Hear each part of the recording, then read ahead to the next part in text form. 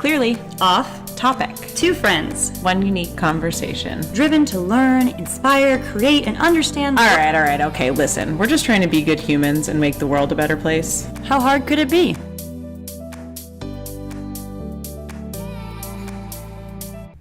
Welcome back, everyone. I'm Juliet. And I'm Lindsay. Welcome back, guys. We just want to start out this episode by saying thanks so much for being here with us and being on this journey. We love being here with you guys. And yeah, we have a bunch of other episodes. So if you're just tuning in now, please make sure to go back and listen to those. There's a lot of really great content in there for you. A lot of really ridiculous stories from Juliet and I. So yeah, also if you like it, please make sure to subscribe wherever you're listening and go ahead and give us a rate and a review, either on Apple or Stitcher or Spotify, wherever you listen to the podcast. Also, we do have a YouTube channel now. Oh yeah, we do. Yeah, Juliet has been learning her or using her movie magic making some cool little visuals to go along with the episodes. So if you have friends who watch YouTube, go ahead and share our page. You can subscribe to us there, and we're going to start uploading all of our episodes there as well. They might be a day or two late because poor Juliet has to slave over her computer. I'm trying to keep up with it. Lindsay is much more on top of things than I am, but I try to get it out at least the same day as we release the podcast, which is Tuesdays, in case you were wondering. Yeah. And if you hear a bark, it's our co-host Ella today. Yeah, Ella's Lindsay's here, my dog. She wants to go outside, but also doesn't want to go outside. She just went outside. Yeah, she just went outside. Now she's just staring at me. She's a girl. She doesn't know what she wants today. Tomorrow is something different. Yeah. Or she knows exactly what she wants, but she doesn't speak English. Yeah, that's that too. She could just speak dog, I guess. Dang it, we need to learn dog. We should, no, they need to learn English. It's the only place I will say that. Ella needs to learn English. She also needs to learn how to shut the doors. She knows how to open doors, but not shut them. It's very upsetting. So dogs, are not a hassle. We control their lives. Yeah, we do. Right? You control Ella's life of going in and out of the door. If she's bored, you play with her. All right, so I've got a story. Speaking of dogs. So a neighborhood Target. So you know it's bad. It moved. So first off, if you don't know what a neighborhood or we call them city Targets are, it's basically a quarter of a Target. Sometimes it has a CVS in it, so it's kind of like a pharmacy. Sometimes. But it's like the dumbest thing in the world. I get that they don't have a lot of space and blah, blah, blah, but I hate them. I hate them. It's like the Diet Coke of Targets, and I love Target. I love Diet Coke, so that did not hit in the spot for me. All right, so my analogy went pew.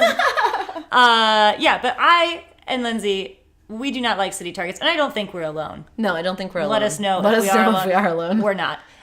You're wrong. So Target is great. They have wonderful things. When you get to a city Target, like Lindsay said, they're super small. They have limited inventory, and they're just stupid, right? You go in there, you're hoping for the best, and you get the worst. So they built one two blocks. So extreme. Juliet's so upset. I'm so upset. So I have my dog Lucy. She is maybe 10 pounds. I always say she's 10 pounds. She's really like 8.5. Yeah, she might be 8 pounds. She's 8.5. She's a very quiet, tiny little dog. So I take her a lot of places with me. This Target is 2 blocks from my house. So it's not like I'm going to drive there. And if I'm going there, I'm a busy lady. I'm probably going to take my dog to pee while I'm doing it. Yeah. So I go to this Target.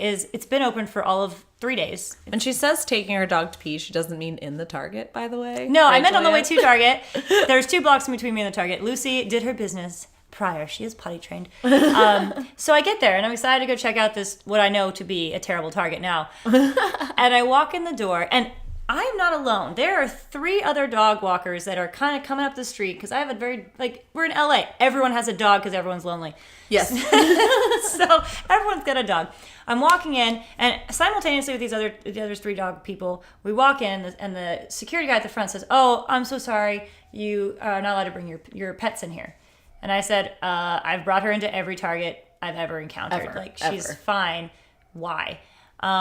And the security guard just kept saying "Oh, well, I don't know. And so all of the dog owners were getting mad and we're like, we need to see a manager. Now I'm expecting the manager to come out and be like, "I'm so sorry, please enter my Target." Nope. This little guy was just out for dogs. And he would just went about it in the worst possible way. He was like, "I love dogs. I have a dog too. I wish I could bring my dog to work, but I can't. Blah, blah, blah." And I said, "Who makes this rule? Because I've been to Targets and my dog's allowed." He said, "Oh, it's up to the discretion of the manager." And I said, "But you're the manager." You actually don't want to bring your dog to work, sir, because you make the rules and you are making a rule that you can't bring your own dog to work. He was just such a dick. Like, I don't know. He was the worst. And so finally four of us are all riled up. And Dan, my husband's there. He walks out. He's like, Juliet's picking a fight with this person. I gotta go. So one of the ladies was like, well, my dog's a service dog. Ooh. And he's like, okay, ma'am, I'm sorry. Like, that's fine. You can bring your service dog. And it had a vest, so I believe her. Okay. Another girl was like, my dog's an ESA, so peace. And she walked, that was her words. It was great. She's like, peace. And she walked in. And I was like, okay, I didn't want to lie. Right? Yeah. Like, and the other lady was like, mine's an ESA too. And she walked in. So then I'm the only dog owner still standing in my truth, angry. And I said, sir, why do you not allow dogs in this Target? It's up to your discretion. This is clearly your rule. Yeah. Why? He's like, a pit bull jumped on an old lady. And I was like, A, I don't believe that for a second. Yeah. And B, I was like, sir, I said, oh, that's unfortunate. I said, a kid has thrown up on me. A kid got me sick. A kid peed in your, in your, like, kid aisle. In your kid aisle. Like, children are way worse than our very well-behaved, fully trained adult dogs. Yeah. And I stormed out. So you did not win this argument. I did not win this argument. I read him a very bad Yelp review, and it got like 10 likes. So pretty much the Target's going down. But I kind of hope not, because our housing prices need to stay up. Juliet and her hate of Target. So, but he came at me, Lindsay. He came at me. I think you might have come at him. Yeah, it was a mutual coming at. It was a mutual coming at each other. But these things happen a lot to people, not just me. And they happen to me too, and I get super frustrated all the time. I don't take my dog to Target. She's a pain in the ass at home. We don't need to see how she is in a Target. But there's a lot of dog. We live in Southern California. Yeah. In particular, Juliet lives in Santa Monica, which is like. It like rivals San Diego on like the most dog friendly city. But like the people are more stuck up. Yeah, exactly. Way more stuck up. So, I mean, it is really silly that this guy doesn't allow dogs in. Yes. And is basically discriminating against the dogs that don't have a little piece of paper that says that they're allowed in. I want to go back and be like, she's all the things. Like, don't talk about my child. She's just ugly. But yeah, so this is actually something that Juliet and I talk a lot about. Yeah. And Juliet, do you think that this guy was really out to get you or your dog? Yes. No. Of course he's not. And I was not proud of myself because today we're going to talk about positive intent. And I'm not going to lie, I'm not very good at it. I don't think I'm very good at it either. But I think the fact that we know it exists. Yeah, we know it exists and we're conscious of it. It only helps in certain situations. Like, listen.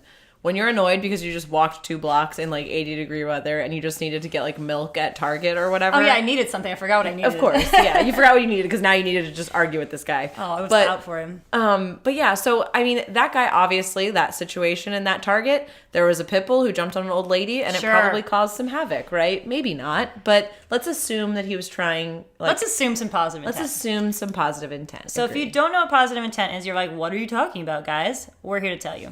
Yes. Juliet is actually here to tell you. I'm here to tell you. So when you assume positive intent, it makes your life a lot easier and it makes you seem really smart, number one. Yeah. Because you seem to be taking the higher ground and it causes you to not get emotional, which is my problem. I get emotional too quickly. I get emotional so quickly. So quickly. It's like the first thing I jump to. 100%. And it's because when you don't assume positive intent, you are taking things to a personal level that don't necessarily need to be personal, such as Target dog discrimination. So positive intent most of the time means just you're consciously choosing to assume that your coworker or the person you're talking to or whoever's operating in your vicinity is doing their best job they can and that they're acting with the best possible intent of the company involved or their colleagues or whatnot. So if this means that you're in a situation that you are feeling attacked and criminalized and it's not the cops, like you're probably wrong. You need to put yourself in this other person's shoes and think, why are they doing this? Are they having a bad day? Am I having a bad day? Is that why I'm reacting this way?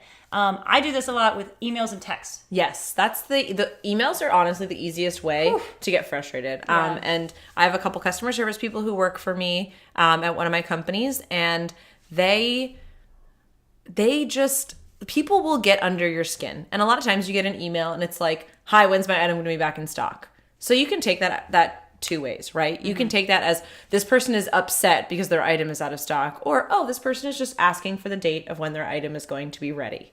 Those are two very different ways of reading things, but you can be the same sentence. Yep. So it happens to me a lot in emails and texts. It happens to me a lot at work.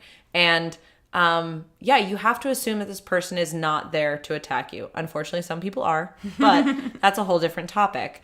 Assuming positive intent, it's a really good like place to be. You have to be putting yourself into somebody else's shoes, even if it's in the dumbest of circumstances, right? Absolutely. And Lindsay has a really good story about this because it's something that we need to discuss. When you have an email like that, when my item ready, and you assume positive intent as the receiver, your day probably goes by a lot better. Your day goes by a lot better. Even if they meant it in a wrong way, you still are better. Exactly. And like on top of that, your response is going to be more positive rather than negative. And if you're assuming positive, it's just like rewiring your brain for thinking positively, which we're working on right now, Juliet. Yes, and we're going to do a whole episode on that because we're working on it. Yeah, I'm reading a book, you guys. I have a book and I'm reading it. But anyway, so the positivity, it's going to reflect in the way that you react as well, right? So if you get a text that says, hey, I can't make it to your birthday party. You can take that as, oh no, something came up. This person can't make it. They're letting me know. This person hates me. Or you can take it as this person hates me and they don't want to hang out with me. And did I do something wrong? And you can go down this like huge hole of a path, like to the bottom of the mountain, where you are just digging into yourself, all because somebody just couldn't come to an event or a night out or whatever. And did all that thinking and going down that mountain help anything? It helped nothing. It literally just puts you in a worse space than you were before. In a worse mental space. And I find that, and I get so mad at myself because if I don't assume positive intent, you automatically, that ball starts rolling, you can't stop it. 2 hours later, you're in a bad mood, you're crying, and you're like, how did I get to this place? And then you've come to find out the person like really was wanting to come and something came up. And you're like, oh, I feel like a jerk and I feel bad for myself, but like this all could have been avoided. Right? It happens all the time, and it's just good to know that you can take the moral high ground just by assuming positive intent, right? This is a lot easier said than done. So much easier said than done. And I feel like it's a little easier in the workplace because we're already very PC. Yeah, you're trying to be at least. You're trying to be. If you're not PC in the workplace, you should probably try to be. Yeah, a little bit. Maybe your workplace is like, I don't know, something that's not like porn. I don't know. I don't know what you do. Maybe. I don't know what you guys do. Okay, I'm not going to judge, but maybe it's porn. I don't know. So, but what about when you have friends? But even if it's porn, you still want to assume positive intent. Yeah. If he's choking you, it's because he was told by the director. He's told by the director. Not because he hates you. I'm just going to come on your phone. Okay, Juliet. But I think it's so much harder when it's friends, right? Or people you know outside of work because you're not in that PC environment. Well, and you're not, like, you feel more vulnerable with those people, right? Or you feel more vulnerable in comfortable situations. So when it's a friend or someone close to you or someone you know, it's even more difficult to do that, right? Like, you feel like you were wronged by somebody. Okay, like, let's start that. Like, okay, I was wronged by this person. You can do one of two things. You can dwell in how wronged you were by that person and just make it worse. Yeah. Or you can go up to that person and talk to them about it and work through whatever the issue was. Yeah. In one conversation most of the time, right?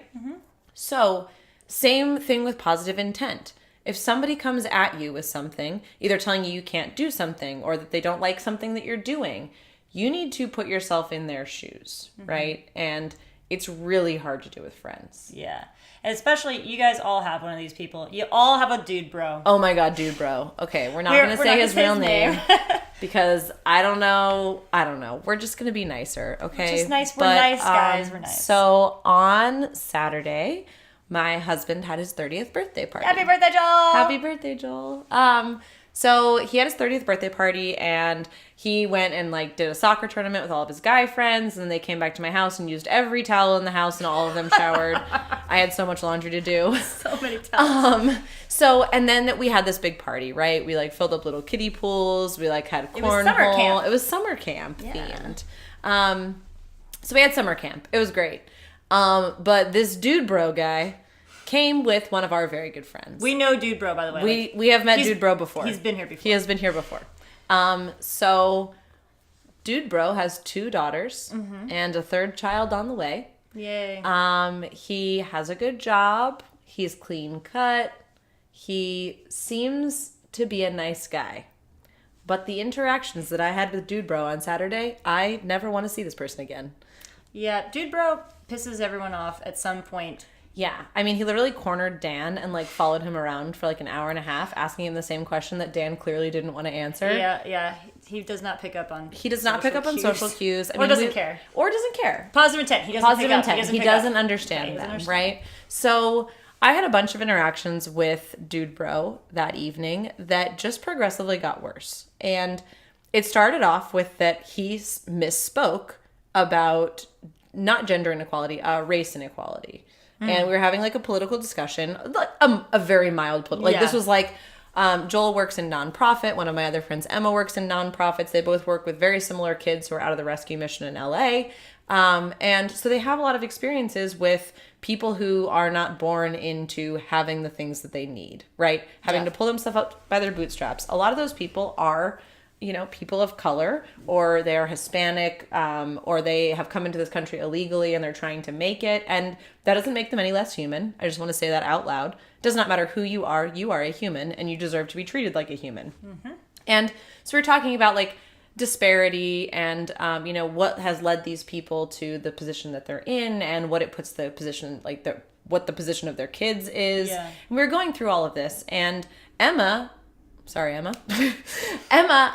knows a lot about this. She worked at Flint Ridge Center, which is like a center for people who have just come out of jail and are trying to restart their lives. Wow. She's had a lot of, and she has seen personally the disparity that happens when somebody is born, you know, into a family of color who doesn't have a lot of money and is in a bad neighborhood. And she basically sees these chain effects, right? Yeah. On a regular basis.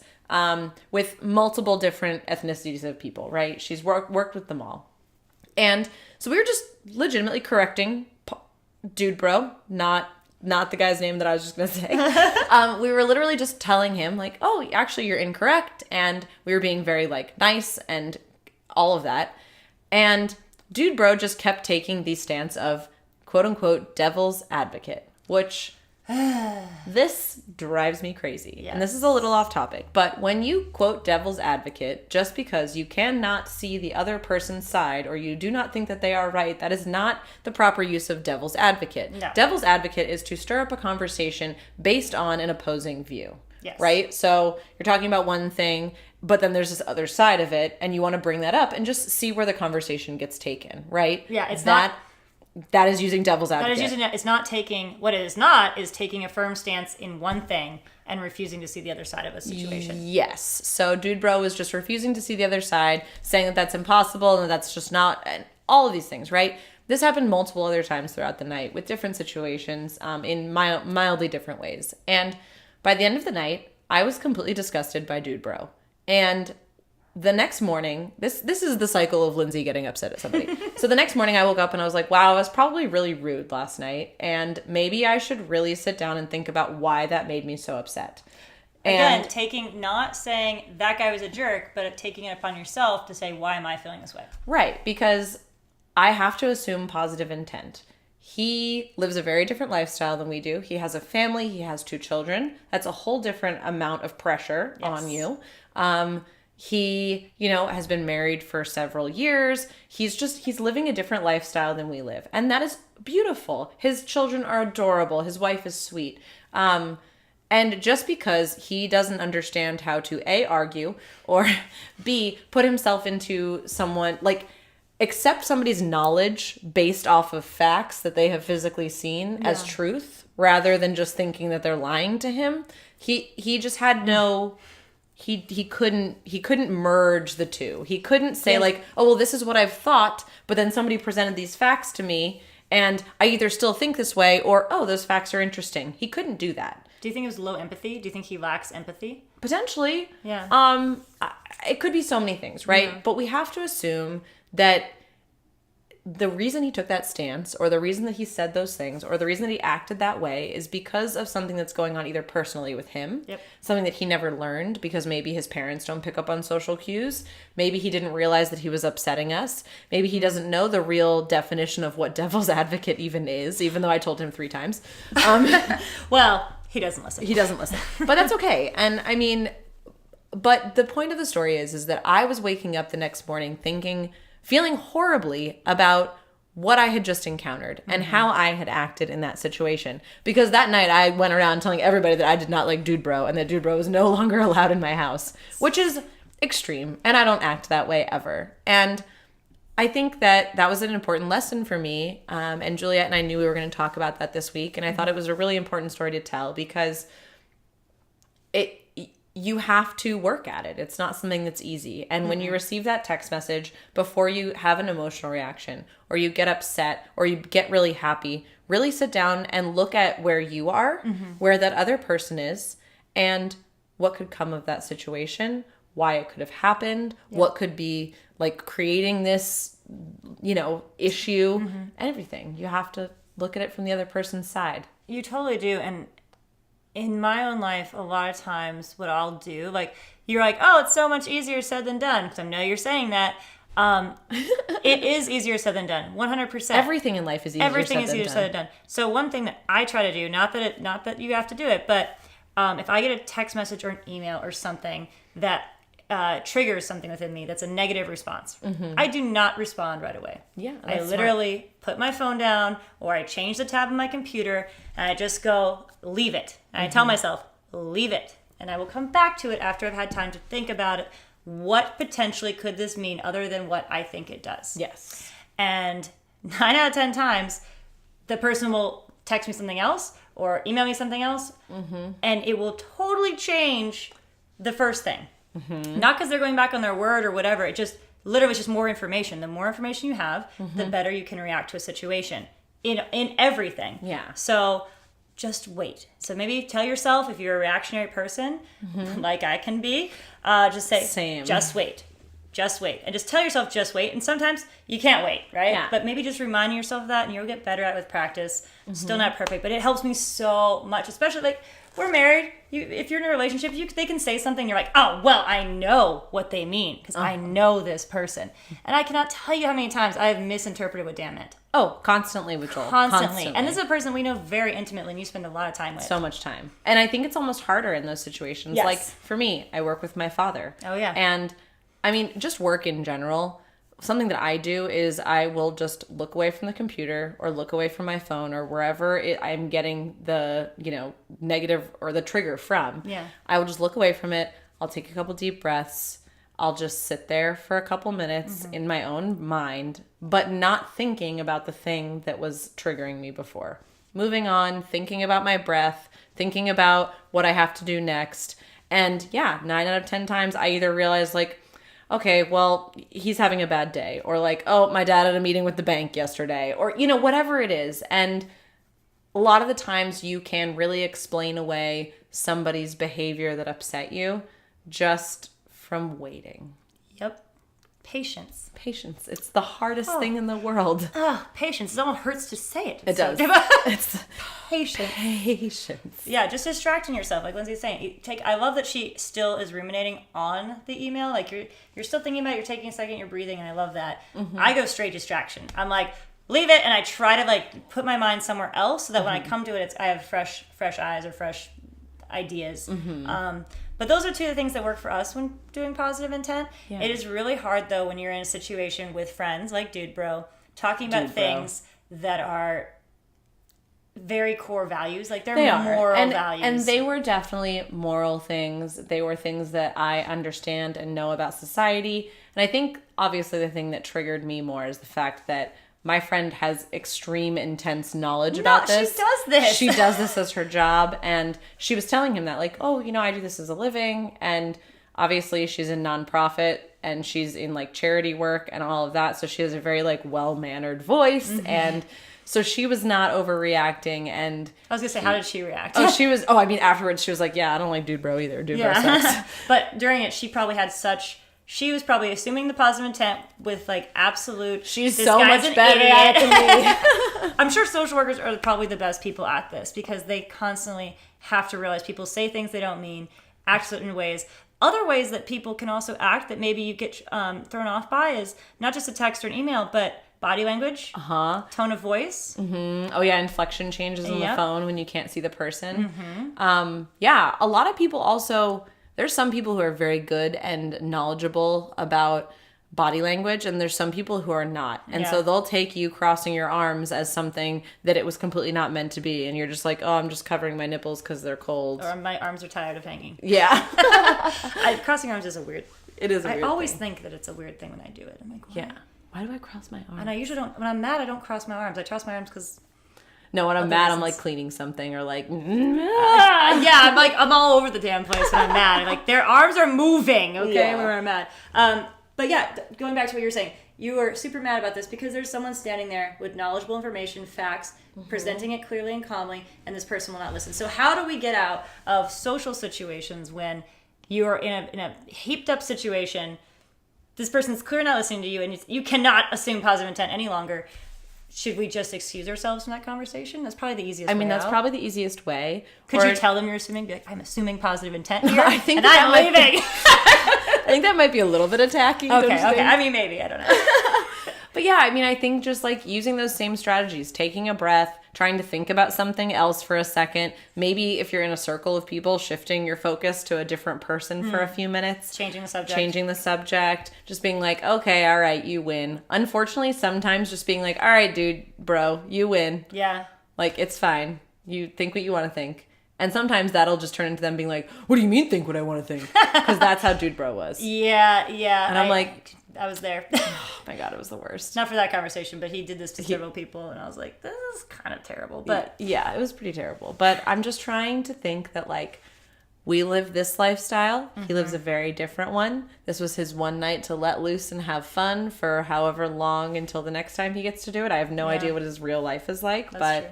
yeah, I'm just trying to assume positive intent, trying to put into practice what we're talking about on this podcast, which is definitely something that Juliet and I do. So I hope you guys realize that a lot of what we talk about on this podcast are things that we're struggling with or dealing with personally, internally, externally, wherever the hell. all over the place. All over the place. But we feel the struggle, and we want to try and work through it. But we also, if we come up with something like, aha, we have this trick that works for us, we want to share it. And I had a little aha moment the other day. Yes, we love aha moments. Aha moments! And I don't know why it happened. I was just driving, and it struck me like a bolt of lightning. And I thought, little bug, choo! I thought, you don't know who you are until you know your effect on other people.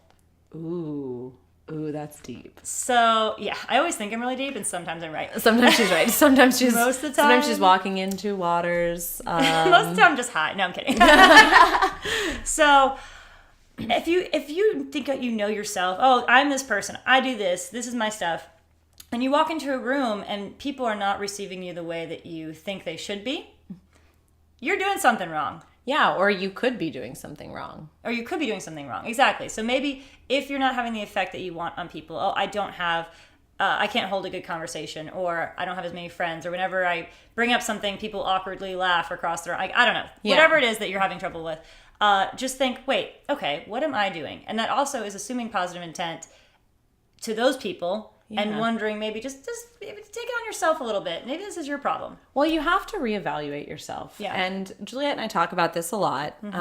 You have to be constantly looking at yourself. If you want to be a good person or you think you're a good person, part of that is basically auditing yourself. Like you're the fucking IRS of your emotions, okay? But yeah, you have to audit yourself. You have to look every week and say, well, I look every week. Juliet does too. This is something we practice together, but also separately. But you have to look at what you're doing once a week, once a month, once a year, whatever it is, whenever your reflection time happens, how you can be better. Because I don't think this is like a spoiler alert to anybody, but we can always be better. We can always be improving. That doesn't mean that you need to be making more money. That doesn't mean that you need to be like doing more things or like spending all your time doing something you don't want to do because you think it's going to better you.